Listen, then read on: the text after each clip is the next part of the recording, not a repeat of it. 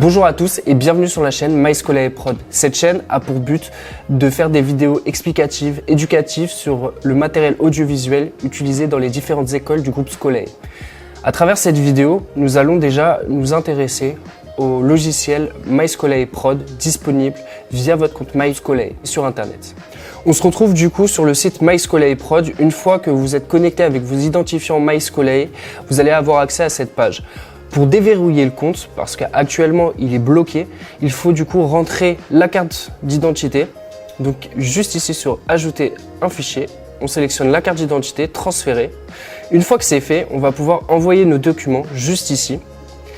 Et une fois que c'est envoyé, en fait, ça va être les régisseurs techniques de chaque campus qui va devoir accepter votre carte d'identité. Et pour ce faire, vous allez aussi devoir amener votre chèque de caution sur votre campus respectif à votre régisseur technique.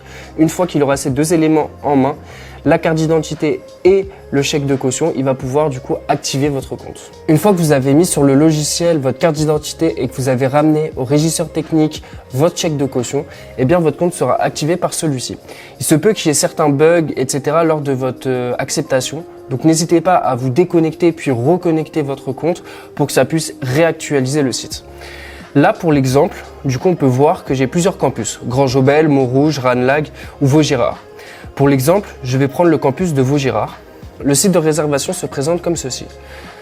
Tout d'abord, on va nous dire sur quel campus nous sommes. Donc celui-ci, notamment Vaugirard. Ensuite, nous allons pouvoir voir les heures d'ouverture aujourd'hui, donc là de 9h à 18h. Et voir aussi les heures de fermeture sur toute la semaine. Typiquement, lundi 9h-18h, mardi également, mercredi également et jeudi également, et vendredi 9h-17h30. Le samedi et le dimanche, c'est fermé.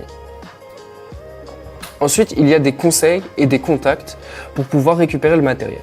Tout d'abord, il faut bien vérifier les dates et les horaires de retrait et de retour. Il faut contrôler le matériel avant de quitter le campus, ce qui est très important, et signaler le moindre souci à votre régisseur technique.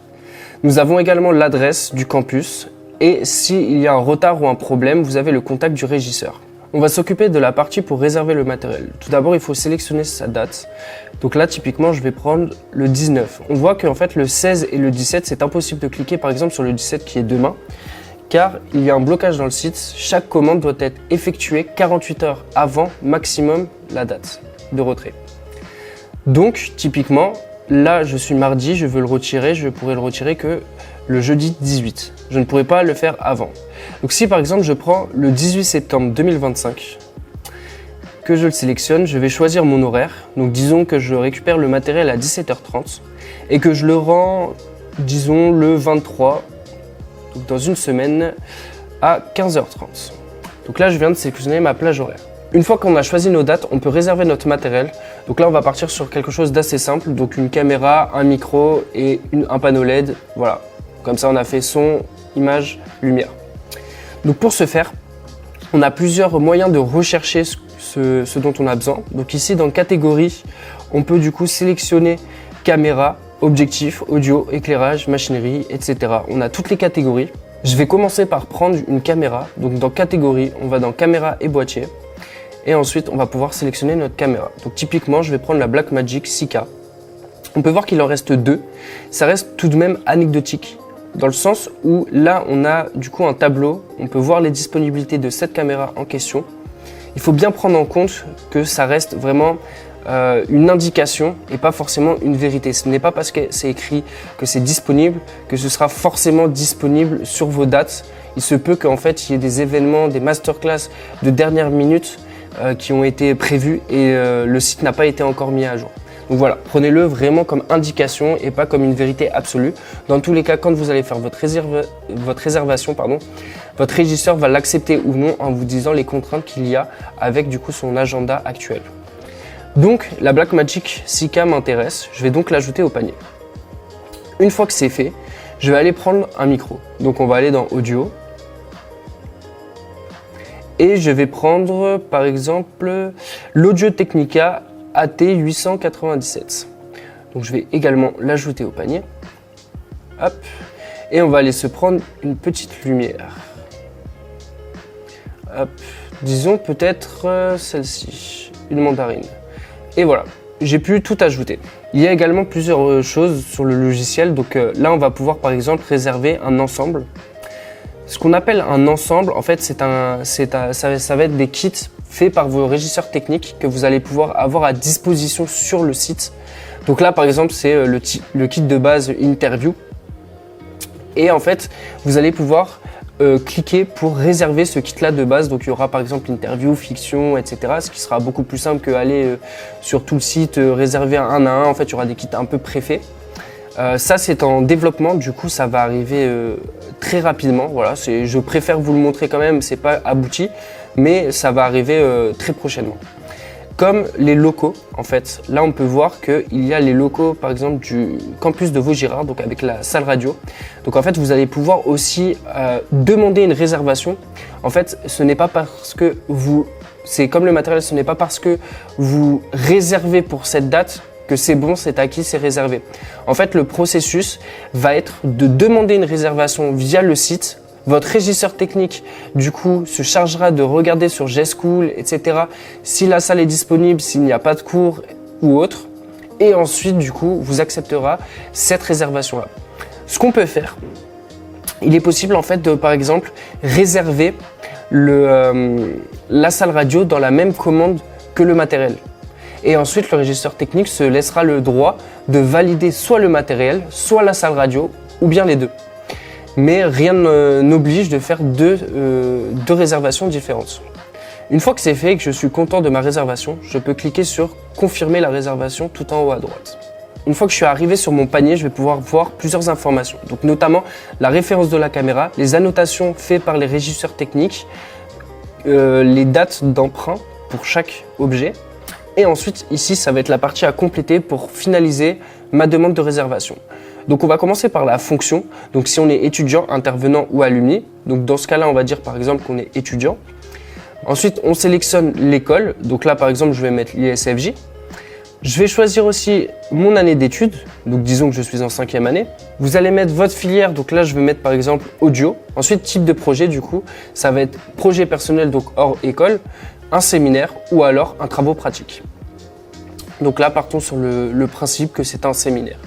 Ensuite, vous devez du coup décrire votre projet, le minimum 100 caractères. Le but, en fait, c'est d'étayer votre projet et qu'on comprenne vraiment ce que vous voulez faire. Est-ce que le matériel demandé est justifié par l'ampleur de votre projet, etc.